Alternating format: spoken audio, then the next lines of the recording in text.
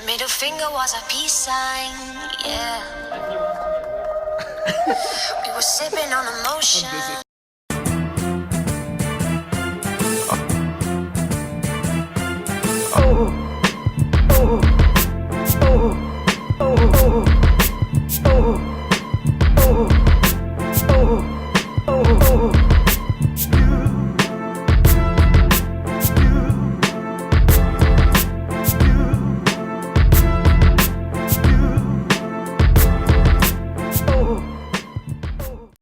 Very cool, guys. Today we're going to be talking about Instagram marketing, Instagram growth, Instagram, IG. That's what we're talking about today.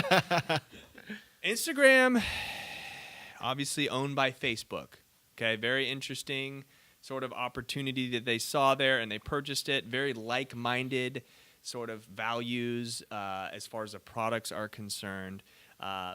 And, you know, we've got a comorbidity now with the ad platform. You can serve ads both on Facebook and Instagram, which is huge. But I just want to talk about Instagram today. Mm-hmm.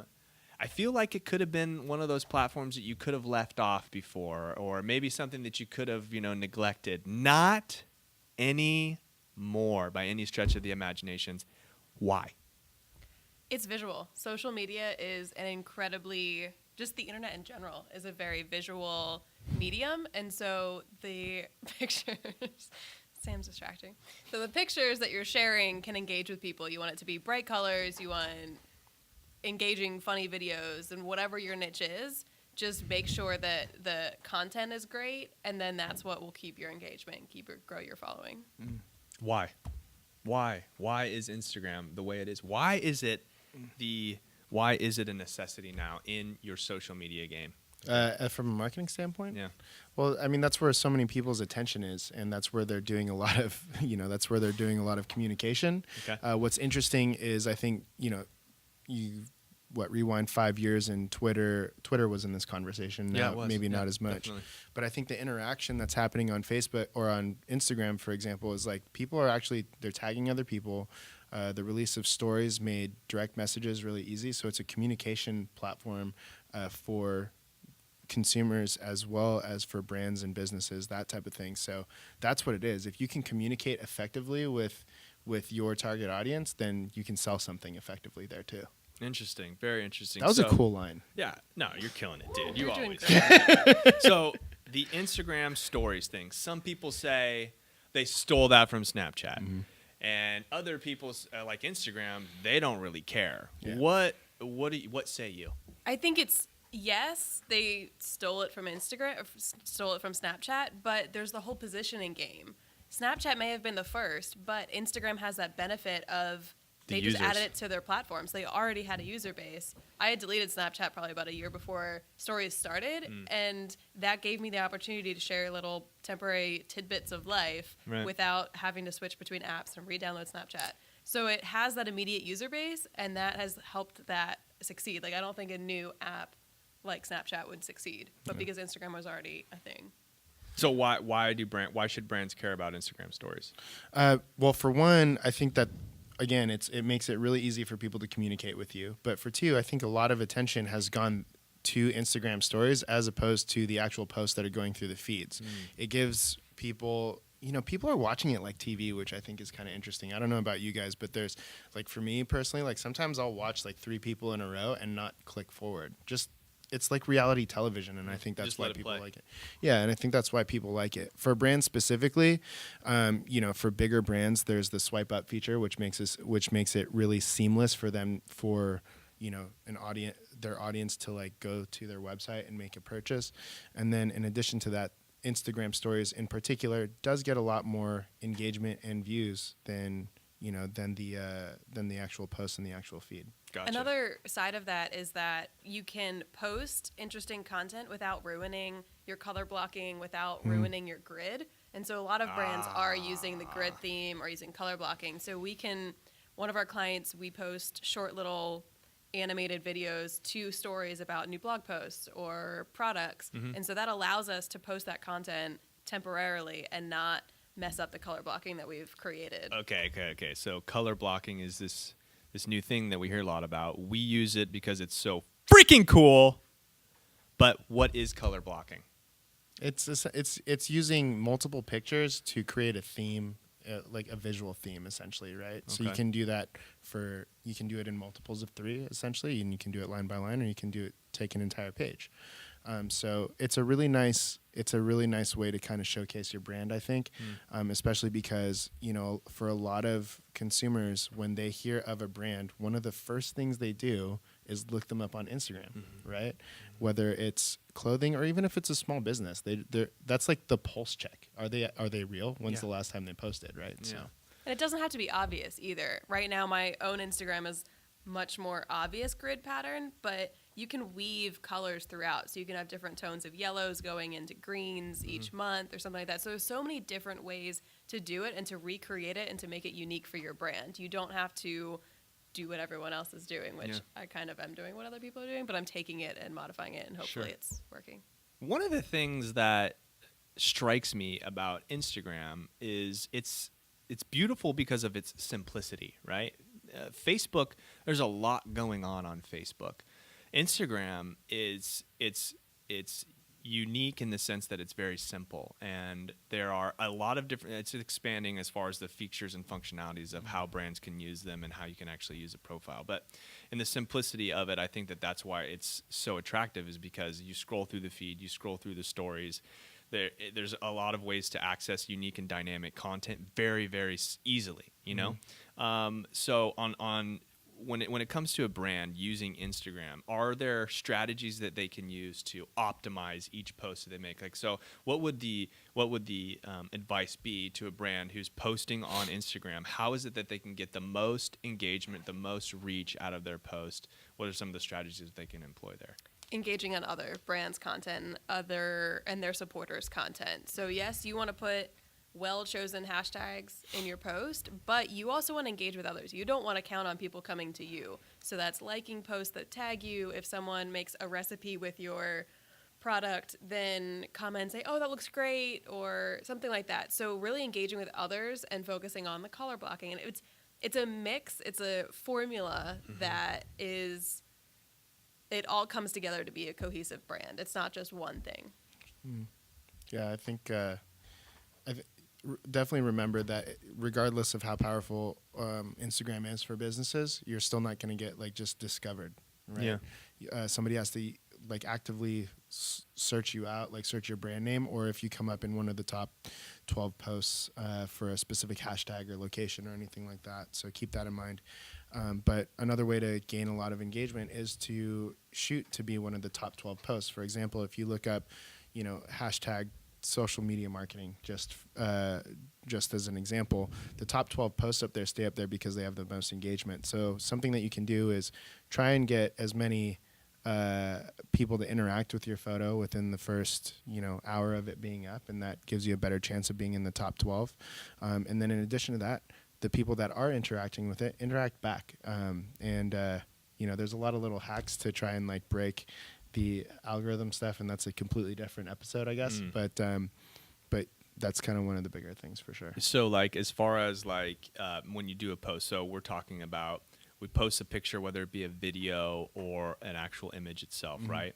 And then when you go into actually adding locations, tagging other people, adding a description or the text, and then being able to do the hashtags there, what is the formula for the right ways to do that? How many if you follow Mick on Instagram, check this guy out. And this is the real deal there. How do you do it, man? It's not. It's not that cool.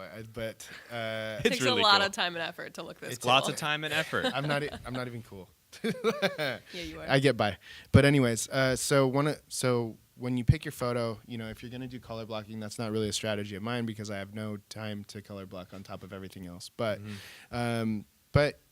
pick the photo that you like. Hopefully it starts with a great theme, and then make sure that you edit it properly. There's some studies that show that high contrast, high brightness actually gets more engagement than other photos. But in addition to that, just make sure that it's a good crop. Lifestyle photos do really well. Having more than one person in your photo does really well. So those are some things to take into consideration. In addition to that, you can use a long form caption, right? In some posts, like I know Hannah's doing it, and a lot of other brands are doing long form posts in there. Like they're reading mini blogs essentially on captions. So don't be shy to be descriptive. Is there a character max? Yeah, but I haven't It's reached pretty it high. yet. Yeah, it's pretty high. It takes a lot. There's like 4 or 5 paragraphs, and I talk a lot if you can't tell. So it's like, Adding a story to the image itself is powerful. yeah, actually, Humans of New York was built off that. Like they didn't have like super pretty photos. They were good photos, but it was a story behind it. So after you do that, add the 30 hashtags that you want to use. You can use up to 30, but don't use 31 because then your entire caption will delete afterward. I'm sure you've suffered through this. And Actually, I haven't. You're more creative with hashtags dude, than I am. it's crazy. But when you're choosing your hashtags, choose the ones that are like 50,000 to 100,000 that are relevant to what you're doing. You don't want to use like 1 million, 2 million, 3 million hashtag that's been used that many times. So you don't want to be basic? Well, it's not that. It's not about being basic. I'll throw in a couple there every so often just for like the small chance of being like viral. But it's because there's so many people posting to it that if somebody searches hashtag social media marketing, like you're going to be way down Quickly. very quickly, right? So you're not giving yourself an opportunity to win. So choose those 30 hashtags. Then once you have the photo, tag 20 people in the photo. You can tag up to 20? You can tag up to 20 people in the photo. Those are people that you want to be found under. So for me, it would be like Gary Vee or Sam Smith or Eric Thomas or, those types of people. If you're a health and wellness company, you might want to be found under Amanda Bucci or you might want to be found under Dr. Axe, that type of thing. So tag the 20 people in there. Make sure that you tag a location as well, and then pray that people like it within a certain time. There's typically more engagement depending on who your audience is. For a lot of brands, it's like there's typically a lot more engagement around the 9:00 p.m. time because people are just browsing through their stuff, but through their feeds. In but their bed. Yeah, exactly. When whatever it might be, but I can't even stand by that anymore because I feel like just the feed has changed up so much in the last couple of weeks that I don't know if a time thing is very important. Then after all that's done, put it up in your stories that you have a new post and a new offer in your last post so that the people that are just browsing through that but not through their feeds can actually see your stuff, and that'll give you a better chance of getting more engagement. So that's why I don't color block. Woo! Okay, so you guys are awesome. Okay, so very cool stuff. I know that I've gained a lot of insight. I know a lot of our viewers and our listeners have. Before we sign off here, let's talk about the messaging, direct messaging. Okay, DMs, direct messaging, instant messaging. It's huge. It's blowing up. It's the new way that people prefer to communicate. It's not. You can't even call it a new way. It just is the way that people are communicating. Right.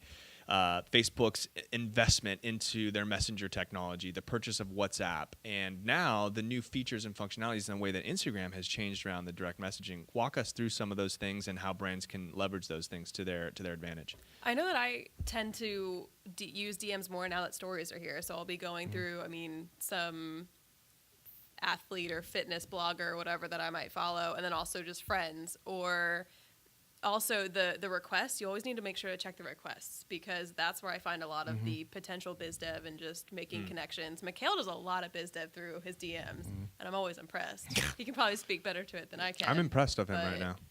Don't be.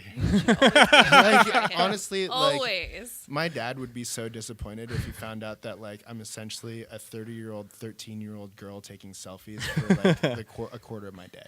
Yeah. Well, now that you put it that way, actually. No, but it is an effective business development tool. But it seems personal. It really is. It's very personal. It's more than just commenting. It's the one-on-one. I think what's really interesting is you never really liked to use Snapchat back in the day when it was still bigger, and then in the beginning you were almost reluctant to use Instagram stories. That's obviously changed. That's what happens when you hang out with me. But Instagram that obviously freak. changed. But why are you using DMing now to talk to people as opposed to before? I think it's because it's more accessible. So it's when you're going through the story, you can just easily tap the bottom. Instagram has made it easier since they first released stories to do that. And it's also, it never occurred to me to DM someone on Instagram from a post. Like, I'll send posts. The Overheard LA account is very amusing, and so I'll send that to friends sometimes. But stories is that more personal connection because it's like that person is talking to you or sharing to you directly about their life, even though it was sent to, or even though like 400 people saw it. Yeah. So it's almost like you could use that as a strategy to reach out to someone as opposed like for B2B, right? Yeah. Instead of LinkedIn, which is overcrowded with in-mail messages and people that are like constantly trying to sell you stuff. And there's almost like this, you know, it's changing a lot as a platform. The way that people are approaching LinkedIn is a little bit different now than it was a little bit. There's a lot of new strategies, but the Instagram direct messaging is it seems to me like a great way to really reach out to someone and make it more personal. It's like, it seems like maybe something a lot of marketers aren't leveraging quite yet. It's also if you want to work with someone, the chances is that like if they have a good Instagram account, the chances of us wanting to work with them is higher. You know the importance of it. Yeah. Whether you're a business or a person, you know what I mean? Because there's somebody behind it. I think it's super important. I think it is underutilized. And to go back to what Hannah was saying in the beginning was you got to literally like other people's stuff first and genuinely engage with the stuff that they're talking about. You know, if you're a car dealership, you know what I mean? If you're a car dealership in Orange County, why the hell aren't you looking up #Tesoro High School and liking all these kids' photos and like, you know, that are about to turn 16? Like, that doesn't make sense. Sure, it takes... Man, that's a cool strategy. Yeah, and think about it. Like, sure, it might seem like a waste of time, right? Because, oh my gosh, you just spent a whole day. But it's free. Yeah. It's free. It's free. Like, other than the time that you're spending in there, if you sold one car out of that, like, out of a week, to me, that's worth it. Should have each sales guy should be doing it. Yes. Sales guy should be like doing every sales Make it guy should be personal. doing it. If you're not, you suck. Okay. Well, there's no excuse with the amount of platforms that are out there, and we just heard you can rock it on Instagram, and you can do it. I mean, if you don't have any money to do it, you've got hustle, right? Yeah. And so there's an opportunity to use Instagram to do a lot of really great things and do it in a way that maybe a lot of companies aren't doing it, a lot of brands aren't doing it, and with the direct messaging and with a lot of the unique engagement stuff, you can really make it super personal, and it's a powerful thing as opposed to like using LinkedIn or Facebook, which maybe people will overlook. Yeah. So great stuff, guys. This is awesome. This has been another episode of The Production Room brought to you by Replay, the collective marketing agency. I'm your host, Sam Smith, and I'm out of here. Oh, don't stop growing. Don't ever stop.